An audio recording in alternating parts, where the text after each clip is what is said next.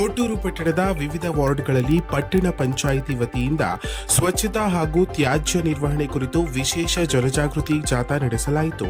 ಪಟ್ಟಣದ ವೀರಭದ್ರೇಶ್ವರ ದೇವಸ್ಥಾನದ ಬಳಿ ಬೆಳಗ್ಗೆ ಜಾಥಾಕ್ಕೆ ಚಾಲನೆ ನೀಡಿದ ಸಿಬ್ಬಂದಿ ಕಸ ವಿಲೇವಾರಿ ವಾಹನದ ಧ್ವನಿವರ್ಧಕದ ಮೂಲಕ ಸಾರ್ವಜನಿಕರಿಗೆ ಸ್ವಚ್ಛತೆಯ ಮಹತ್ವವನ್ನು ತಿಳಿಸಿದರು. ಮನೆಗಳಲ್ಲಿ ಪ್ರತಿದಿನ ಉತ್ಪತ್ತಿಯಾಗುವ ತ್ಯಾಜ್ಯವನ್ನ ಹಸಿ ಮತ್ತು ಒಣ ಕಸ ಎಂದು ವಿಂಗಡಿಸಿ ಪಟ್ಟಣ ಪಂಚಾಯಿತಿಯ ಕಸ ಸಂಗ್ರಹ ವಾಹನಗಳಿಗೆ ನೀಡುವಂತೆ ಮನವಿ ಮಾಡಲಾಯಿತು. ಇನ್ನು ಸಾರ್ವಜನಿಕ ಸ್ಥಳಗಳು, ಚರಂಡಿಗಳು ಹಾಗೂ ರಸ್ತೆ ಬದಿಯಲ್ಲಿ ಕಸ ಎಸೆಯಬಾರದು. ನಿಯಮ ಉಲ್ಲಂಘಿಸುವವರ ವಿರುದ್ಧ ಕಾನೂನು ಕ್ರಮದ ಜೊತೆಗೆ ದಂಡ ವಿಧಿಸಲಾಗುವುದು ಎಂದು ಸಿಬ್ಬಂದಿ ರಾಧಾ ಎಚ್ಚರಿಕೆ ನೀಡಿದರು.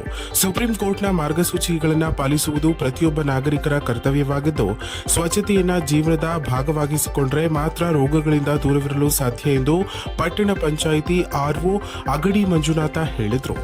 ಜಾಥಾದಲ್ಲಿ ಪಟ್ಟಣ ಪಂಚಾಯಿತಿ ಸಿಬ್ಬಂದಿಗಳಾದ ಹೇಮನಗೌಡ, ಮಾರುತಿ, ಸುಮಾ, ಅಜ್ಜಯ್ಯ, ಮಂಜುನಾಥ ಸೇರಿದಂತೆ ಹಲವರು ಭಾಗವಹಿಸಿದ್ರು.